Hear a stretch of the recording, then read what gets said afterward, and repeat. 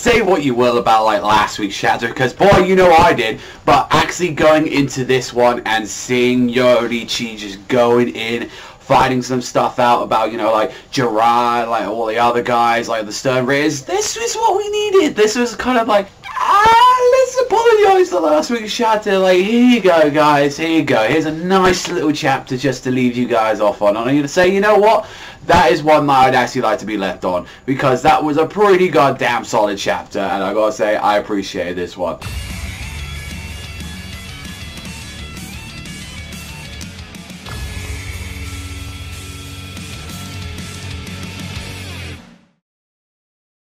So remember when everyone was really getting upset about the whole thing with Lily and everything like that? It's like, you know what? But you know who we gotta like go to right now? It's like we gotta go to the other Stern Ritters as well. Like we gotta go to Askin. It's like, let's see one of the ones that actually has like a personality right now. I mean, Gerard had one, and well, Paninda, who was just the hand that just got intelligent over the while, and there was really nothing to it. But him actually saying like, you know, actually Lily was the leader of us guys. Like he was the actual leader, and he was like, oh, he had an ironclad rule because he was the first one to be like bestowed like powers by like His Majesty. However, though, the ones that actually had their powers from the start being Paninda and Gerard, because from what apparently was being said, like the rumors is that Gerard is actually the Spirit King's heart, whilst we already knew what the, you know, Paninda was. It's saying like he's the Spirit King's left hand, and I'm like, you know what? That's kind of interesting to see, like if like all of them are actually part of something, and well, you know what happens when they fucking die? Then like they just go back into like.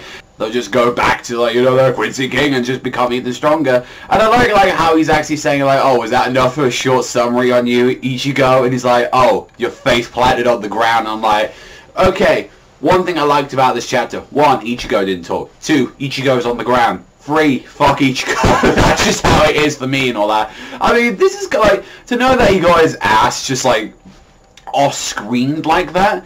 Come on, like he's going into that, and even when you got Chad, who's like surprisingly actually said a line in this actual like fucking arc at all. I know it's shocking, right? And he's like, you know, stop, and like we find out that his ability is like, oh, you know, you can't stand and all that because you're stepping in my pool, which isn't lethal, but you're standing in like a poison like bath, like just chosen of Reishi, and I'm just gonna like poison your like resistance to like Reishi and stuff, so you're gonna be overcome by like the super dense Reishi over here, like in the wall, right? Like, and I'm like, yep, that's pretty much what you could do. And he was explaining like his power, saying like, but in order to do that, I need a great amount of whatever it is I want to manipulate my body. So if it's blood, I need to drink a bit of blood. And it's like, yeah, like if it's kind of the same thing with Reishi, then there you go. And I was like, okay, I kind of like that. Like he was making jokes, but he's like, oh, I got a cafe or last like too many of them. So until my stomach settles down a little bit and all that, I'll just wait patiently for you. And it's just like, and you know what, fucking Yoruichi just comes out of nowhere and just like saying, how about I just strangle you, snap your neck? And I'm like,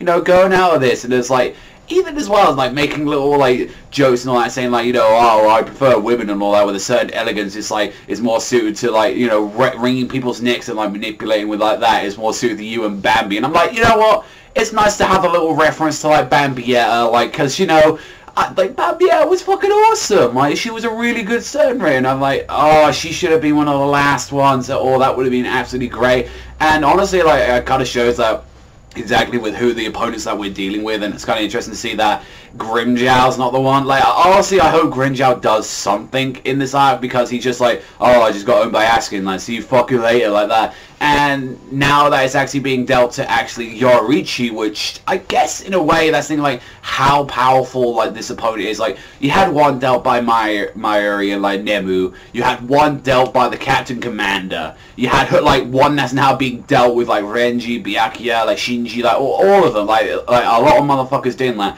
And then this one's being dealt like Yoruichi, who was like, you know, she was there trying to go toe to toe with Aizen alongside, you know, with Isshin and like Urahara. So that's kind of something to say. And honestly, maybe it'd be awesome if like, oh, Urahara's just like, oh, fuck going forward and all that, I'm gonna deal with this shit. And it's like, you know what, one of my favorite parts of this chapter, after just sending the Quincy arrow just straight back, is revealing the new form. Like when she just does this form like that, and I was like, that's really fucking cool. She just goes like Shunko Raijin Senki, and like just like, I believe like the translation for that is like God of Thunder's war form, and just like blast lightning right into his fucking just face. And I'm like, you know what?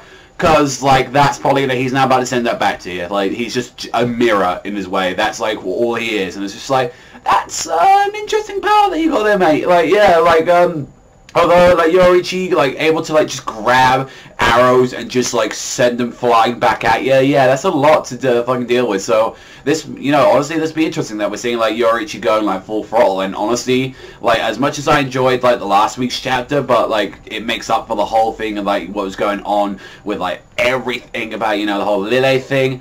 And honestly, as well, one thing that people actually did, it said that, like, Lille was defeated. Like, so does that mean he's now dead now? He just got off screen? Like, to be fair, if he got off screen just like that, and even we didn't even see Kira's Bankai at this point, like, come on, like, or maybe he's just under the assumption ever since he fell down the sky, it's like, oh, well, that's him gone, like, that's him done. So maybe he doesn't know about Lille, like, losing his, like, that standing, like, you know, it's honestly had to, like, see what's going to happen. But overall, you know, I actually enjoyed this chapter a lot. You know, I actually do like, you know, like, I do like Jera, I do like the Miracle, I do like him. Like, if you're comparing, like, out of all the people that we've had, like, Miracle and Askin are being the most entertainable ones. That's nice. Like, Askin, like, you have a fucking joke with him, and he actually has a bit of a personality with him. Jera's like, yo, I'll just bring a Miracle, he's, like, really strong and shit, and people have been, like, comparing him to Yami. But I mean, with fucking Yami was just die, or just, like, just fuck you and shit like that. At least this guy is, like, he has a little bit of the fucking talk to you before he smacks you down like a little bitch that you are, you know? Like,